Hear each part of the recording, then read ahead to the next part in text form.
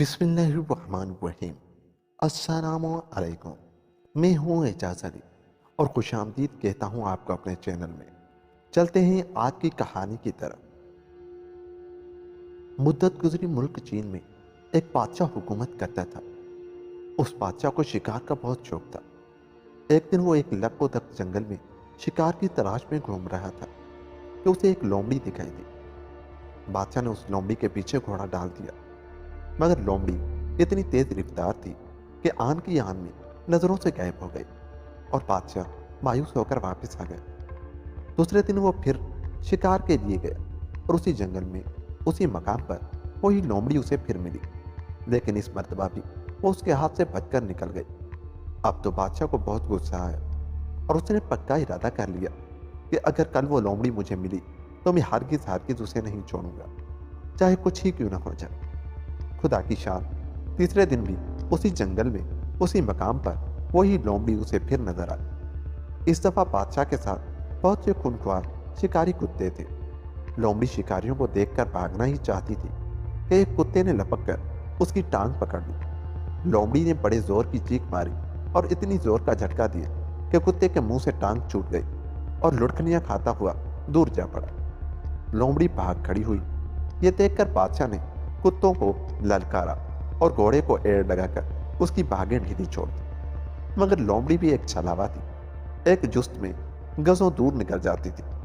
थोड़ी ही देर में बादशाह के साथी और शिकारी कुत्ते पीछे रह गए। सिर्फ बादशाह उसके पीछे लगा रहा। कितने ही मैदान, पहाड़ियां और वादियां आई और निकल गई, मगर लोमड़ी कहीं न रुकी। हिम्मत के धनी बादशाह ने भी उसका पीछा न छोड़ा। आगे आगे लोमड़ी और पीछे पीछे बादशाह मारा मार चले जा रहे थे कि रास्ते में एक दरिया पड़ा। लोमड़ी ने एकदम दरिया में छलांग लगा दी। बादशाह ने भी उसके पीछे अपना घोड़ा पानी में डाल दिया। लोमड़ी बहुत अच्छी तैराक थी।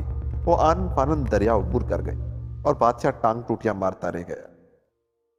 बादशाह किनारे पर पहुंचा तो थकान के मारे उसका बुरा हाल था। शाम हो रही थी और शाम की स्याही फैलने लगी थी और उसकी समझ में नहीं आ रहा था कि वो इस सुनसान और वीरान बयाबा में रात किस तरह बसर करेगा।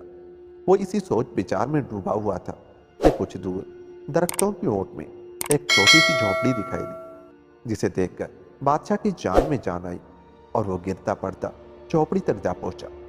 झोपड़ी का दरवाजा खुला हुआ था। बादशाह ने दरवाजा खटखटाया और बोला, भाई, मैं एक राह भूला मुसाफिर हूँ, सर छुपाने को ठिकाना नहीं। अंदर से किसी औरत की आवाज आई, ए मुसाफिर, अंदर आ जा और न घबरा। बादशाह ने घोड़ा एक झाड़ी से बांधा और खुद झोपड़ी के अंदर दाखिल हो गए। झोपड़ी में एक बुढ़िया, न मुंह में दांत न पेट में आम, बैठी अपना पैर धो रही थी। उसकी एड़ी से लाल लाल खून निकल रहा था। बादशाह बहुत रहमदिल था। बुढ़िया की हालत पर उसे तरस आ गया। उसने बुढ़िया का जख्म धोया और जेब से रुमाल निकालकर उस पर बांध दी। बुढ़िया के जख्म पर मरहम पट्टी बांधकर बादशाह उठा ही था कि मारे ताज्जुब और हैरत के उसकी आंखें फटी की फटी रह गई। क्या देखता है कि जिस जगह वो बुढ़िया बैठी थी वहां एक निहायत ही खूबसूरत चंदे आफ्ताब चंदे महताब औरत बैठी मुस्कुरा रही है। बादशाह की आंखें चुधिया गई। अभी वो इस बात पर ही हैरत कर रहा था कि उसके देखते ही देखते वो टूटा फूटा झोपड़ा एक आलीशान महल बन गया। यह देखकर बादशाह अपने होश व हवास खो बैठा। करीब था कि बेहोश हो जाए कि उस औरत ने शहद से ज्यादा मीठी और चांदी की घंटियों से ज्यादा सुरीली आवाज में कहा, ए बादशाह, हैरान न हो, ये एक जजीरा है, गैराबाद और वीरान। यहाँ मेरे सिवा कोई आदमजाद नहीं। मैं इस जजीरे की मलिका हूँ। जब मैं तन्हाई से घबराती हूँ तो भेस बदलकर आबाद इलाकों की सैर को निकल जाती हूँ।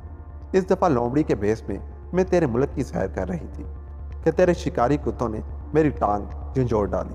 मैं जानती हूँ कि तू दिल का बुरा नहीं, तेरी रियाया तुझे दिलो जान से चाहती है, इसलिए मैं तुझे माफ करती हूँ। सुबह होते ही यहाँ से चले जा।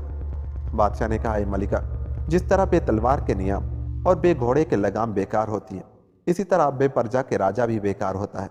तू मलिका कहलाती है मगर तेरी रियाया कोई नहीं। इसलिए ए मलिका, तू मुझे अपने मुल्क में आबाद होने की इजाजत दे, मैं तेरी रैयत बनकर रहूंगा। मलिका राजी हो गई और बादशाह उसके महल में रहने लगा। उस खूबसूरत और दिल फरेब जगह बादशाह का दिल ऐसा लगा कि वो अपनी हुकूमत और सल्तनत भी भुला बैठा और कुछ अरसे बाद उसने मलिका से शादी कर ली और इसी तरह 4 महीने गुजर गए। ایک دن بادشاہ کو اپنے ملک کا خیال آیا۔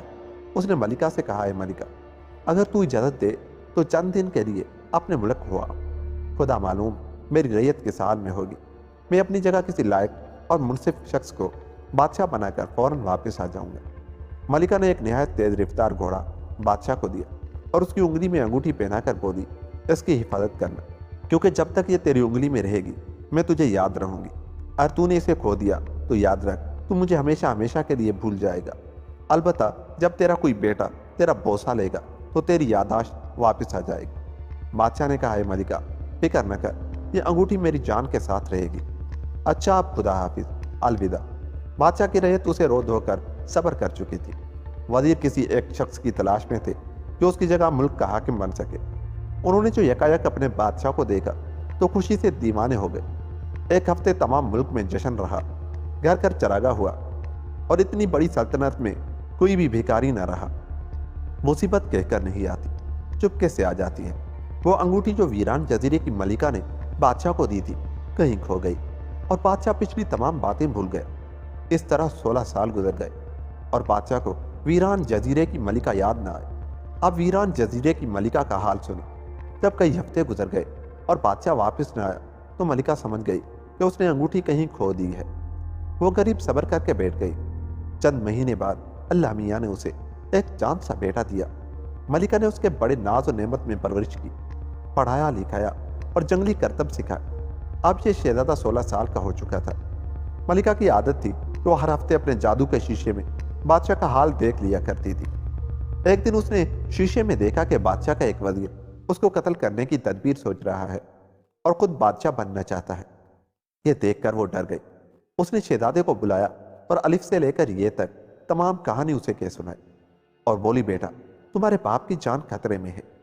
ایک نمک حرام وزیر اس کی جان کا لاگو ہو گیا ہے۔ تم فوراً جاؤ اور اپنے باپ کو دشمنوں سے بچاؤ۔ شہزادہ ساتوں ہتھیار سجا گھوڑے پر بیٹھ بادشاہ کے پاس گیا اور نوکری کی درخواست کی۔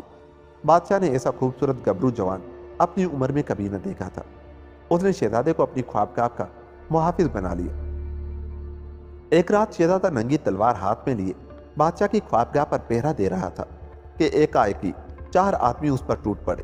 یہ سازشی وزیر کے آدمی تھے اور بادشاہ کو قتل کرنے آئے تھے۔ شہزادہ اچانک حملے سے پہلے تو گھبرا گیا، مگر فوراً ہی آواز بجا کر کے ایسا جان توڑ مقابلہ کیا کہ پلک چھپکتے چاروں کے چاروں زمین پر ڈھیر ہو گئے۔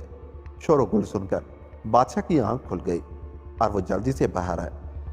اتنے میں دوسرے ملازم بھی آ چکے تھے۔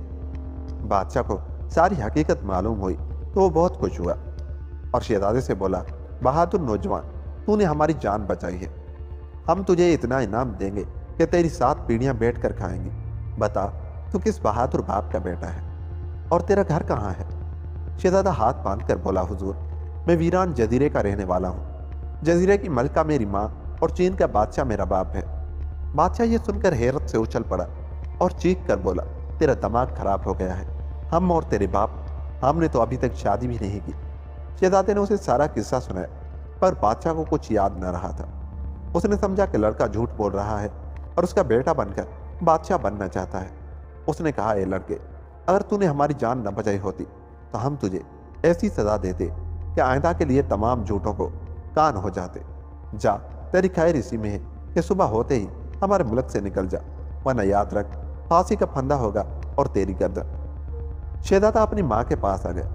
کچھ عرصے بعد ملکہ نے جادو کے شیشے میں بادشاہ کو دیکھا اور وہ یہ دیکھ کر بہت خوفزدہ ہوئی کہ جاپان کی فوجیں چین پر حملہ کر رہی ہیں۔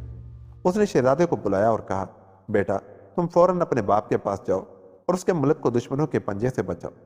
بہادر شہزادہ ایک فوجی جرنیل کا بھیس بدل گھوڑے پر سوار ہوا آنن فانن بادشاہ کے محل پہنچ گیا۔ اس نے بادشاہ سے کہا، حضور، میں ملک ایران کا ایک فوجی افسر ہوں۔ مجھے پتا چلا ہے کہ جاپانی فوجیں چین پر حملہ کرنا چاہتی ہیں۔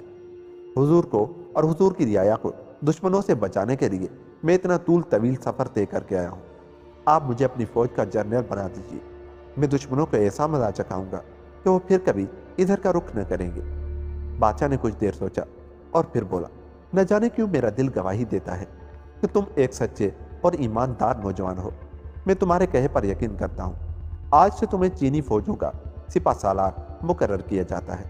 लेकिन याद रखो, अगर तुम झूठे साबित हुए तो तुम्हारी गर्दन मार दी जाएगी। शहजादे ने सर झुकाकर कहा, मुझे मंजूर है आलिजा। वक्त थोड़ा था। शहजादे ने जल्दी जल्दी फौजों को कील कांटे से लेस किया और सरहद पर डेरे डाल दी। चंद रोज बाद ही जापानी फौजें टड्डी दल की तरह आ मौजूद हुई। शहजादे ने ऐसी अक्लमंदी और बहादुरी से अपनी फौजों को लड़ाया कि दुश्मन के दांत खट्टे कर दिए। आधे जापानी मैदान में खेत रहे और जो बाकी बचे वो सर पर पांव रखकर भाग गए। इस फतह की खुशी में सारे मुल्क में जश्न मनाया गया। बादशाह ने एक बहुत बड़ा दरबार किया जिसमें मुल्क के तमाम बड़े बड़े लोगों ने शिरकत की। जब तमाम लोग अपनी अपनी जगह बैठ गए तो बादशाह तख्त से उठा और बोला, बाबौदौलत, इस नौजवान की बहादुरी और शुजाअत से इतने खुश हुए हैं कि उसे अपना वजीर मुकर्रर करते हैं। यह बहादुर नौजवान मुल्क ईरान का बाशिंदा है। और बादशाह भी इतना ही कह पाया था कि शहजादा कुर्सी से उठा और हाथ बांध कर बोला, आलिजा, मैं ईरान का बाशिंदा नहीं बल्कि वीरान जजीरे का रहने वाला हूँ। मेरी माँ उस जजीरे की मलिका और चीन का बादशाह मेरा बाप है। बादशाह मारे गुस्से के कांप उठा और चीख कर बोला, तू वही झूठा कज़ाब लड़का है जो पहले भी यहाँ आया था। और झूठे मक्कार, ये सब लोग गवाह हैं कि हमने आज तक किसी औरत से शादी नहीं की। तू किस तरह कहता है कि हम तेरे बाप हैं? तेरी नीयत में फतूर है। उस मर्तबा तो हमने तुझे माफ कर दिया था, मगर आज तुझे नहीं छोड़ेंगे। सिपाहियों, गिरफ्तार कर लो इसे और किसी ऊंचे दरख्त से लटका कर फांसी दे दो। लेकिन जरा ठहरो, हमारे मुल्क की रस्म है कि जो जर्नल जंग जीत कर आता है, बादशाह उसकी पेशानी का बोसा लेता है। ए बदनसीब नौजवान, आगे आ कि हम उस पुरानी रस्म को पूरा करें। उसके बाद तुझे मौत की ठंडी गोद में हमेशा की नींद सुला दिया जाएगा। शहजादा तख्त के पास पहुंचा और बादशाह ने झुककर उसकी पेशानी चूम ली। पेशानी चूमते ही बादशाह का दिमाग रोशन हो गया। उसे तमाम भूली बिसरी बातें याद आ गई और वो बेटा कहकर शहजादे से लिपट गए। दरबारी आंखें फाड़े एक दूसरे का मुंह तक रहे थे। उन्हें हैरत ज़दा देखकर बादशाह ने सारी कहानी कह सुनाई और आखिर में बोला, अब मैं एक पल भी यहाँ नहीं रह सकता। अभी और इसी वक्त वीरान जजीरे जाऊंगा। मेरी जगह मेरा बेटा तुम्हारा बादशाह होगा। इधर आ मेरे लाल, मैं अपने हाथों से तुझे ताज पहना। वीरान जजीरे की मलिका जादू के शीशे में ये तमाम बातें देख रही थी।